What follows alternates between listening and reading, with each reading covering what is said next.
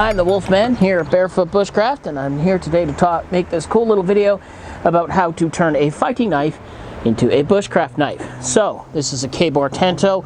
I love this blade, my personal choice, but for doing fine and tiny tasks, see how it has that right there. So that little thing will get in the way. Now it's not very pronounced on this blade, but it can be on other blades. For example, on this one, it's huge. So if I were to put my thumb on that, and I were to try, obviously on this side, try to do fine work, it's going to get in my way. So I removed it. Basically, I took it off, and now when I want to do fine work, carving, shavings, it's a lot more comfortable. So you can sort of see the difference here to turn this fighting knife into a knife for more bushcrafty work. So I'm basically going to take you through the steps of how to do that, turn one for the other. It's fairly simple if you have the right tools, and away we go. Alright, so before we begin any job, we're going to assemble our tools. The knife, of course, a little grinding tool here so I can finish the job, a Dremel to do the cut, and these little cut-off wheels. Make sure you have extra cut-off wheels, because what will happen is we're probably going to burn through one or two trying to get the metal off. A little bit of a sanding bit there just for some finishing, and that's it. So just a few basic tools. We'll put everything together and we'll get started right away. Going to start by taping up my knife. That's going to do a couple things. It's going to save me in case the knife slips so I don't hurt myself. It's also going to save the knife from cuts that we don't like or don't want. So we're just basically going to take the tape, put it over every area of this knife that we're not working on. So just like that.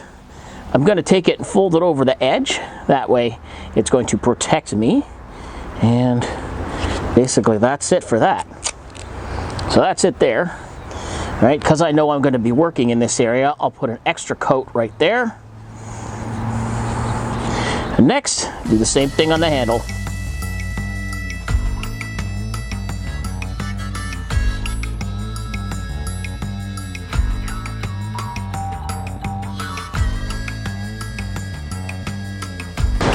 One thing to make sure, for the love of God, cut the correct side off. See how I exposed that little bit right there? Because I want to make sure I take this edge off, not the actual cutting edge.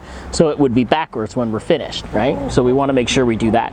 Always double check your work. So I have this, a little bit of a guide. Now I know I want to cut this side and not that side.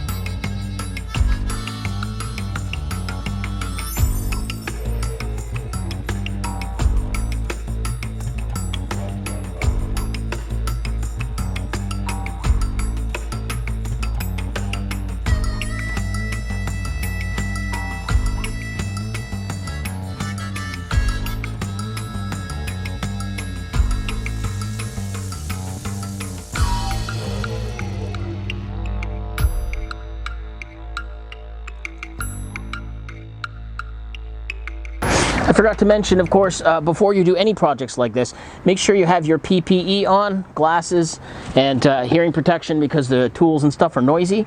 So make sure you do that before you do anything else. Past that, this project is complete. You see, we taped the blade so we didn't do any damage to it. We cut that little piece right off there. We ground it nicely and made it a little pretty so it's comfortable to hold.